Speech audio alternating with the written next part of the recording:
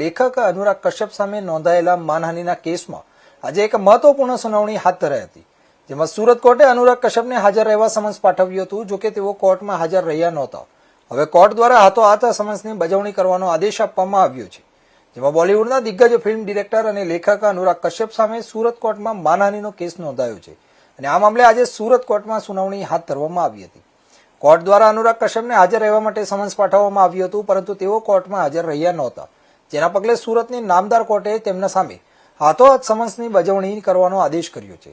માહિતી મુજબ અનુરાગ કશ્યપે બ્રાહ્મણ સમાજ વિરુદ્ધ સોશિયલ મીડિયામાં અભદ્ર પોસ્ટ કરી હતી, જેને લઈ તેમની સામે માનહાનિની ફરિયાદ નોંધાઈ હતી. હવે આ કેસમાં આગામી સુનાવણી 1 જુલાઈ 2026ના રોજ હાથ ધરાશે અને તે દિવસે અનુરાગ કશ્યપને કોર્ટમાં હાજર રહેવું પડશે.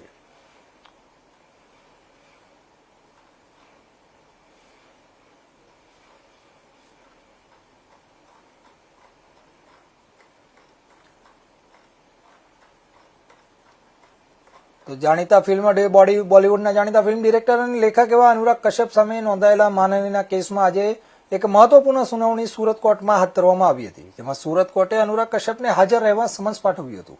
જોકે તેઓ કોર્ટમાં હાજર રહ્યા નહોતા. હવે કોર્ટ દ્વારા હાથોહાથ સમન્સની બજવણી કરવાનો આદેશ આપવામાં આવ્યો છે. બોલિવૂડના દિગ્ગજ ડિરેક્ટર અને લેખક એવા અનુરાગ કશ્યપ સામે સુરત કોર્ટમાં કેસ નોંધાયો છે. આ મામલે વધુ માહિતી માટે અમારા સુરતથી અમારા બ્યુરો ચીફ શૈલેષ ત્રિવેદી અમારી સાથે જોડાઈ ગયા છે. જી શૈલેષજી, સુરત કોર્ટમાં જે અનુરાગ કશ્યપ સામે માનહાનિનો ગુનો નોંધાયો છે, શું છે સમગ્ર મામલો?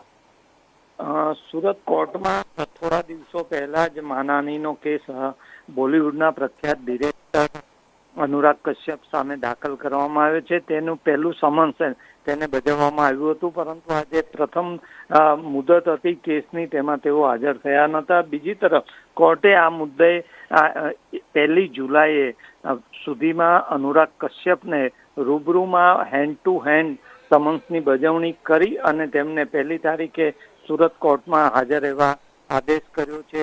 બ્રાહ્મણો અંગેનું તેમની જે અભદ્ર ટિપ્પણી હતી એ ટિપ્પણી બાદ તેમણે માફી માંગી હતી, પરંતુ સુરતના એક વકીલે આ સમગ્ર મામલે સુરતની કોર્ટમાં કેસ દાખલ કર્યો છે અને હવે 1 જુલાઈએ તેમને હાજર થવા આદેશ કરવામાં આવ્યો છે. હેન્ડ ટુ હેન્ડ રૂબરૂમાં કરવાનો પણ કોર્ટે આદેશ આપ્યો છે. જી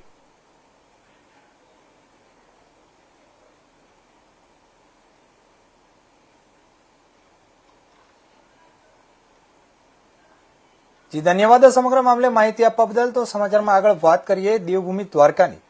તો દેવભૂમિ દ્વારકા જિલ્લાના મુખ્ય મથક જામ પંથકમાં ખેતીની સિઝન ટાણે જ ખેડૂતો લાઈનોમાં ઉભા રહેવા મજબૂર બન્યા છે. સર્વોદય સહકારી મંડળી ખાતે ડીએપી ખાતર આવતા સવારથી જ મોટી સંખ્યામાં ખેડૂતો ઉમટી પડ્યા હતા. ખેડૂતોએ ડીએપી ખાતર મેળવવા માટે કલાકો સુધી લાઈનોમાં ઉભા રહેવું પડ્યું છે. મહત્વનું છે કે અન્ય ખાતરની સરખામણીએ ડીએપી ખાતરના ભાવ નીચા છે, જેથી આર્થિક બોજ ઓછો કરવા ખેડૂતો ડીએપી ખાતર ખરીદવા આગ્રહ રાખી રહ્યા છે. પરંતુ સિઝનની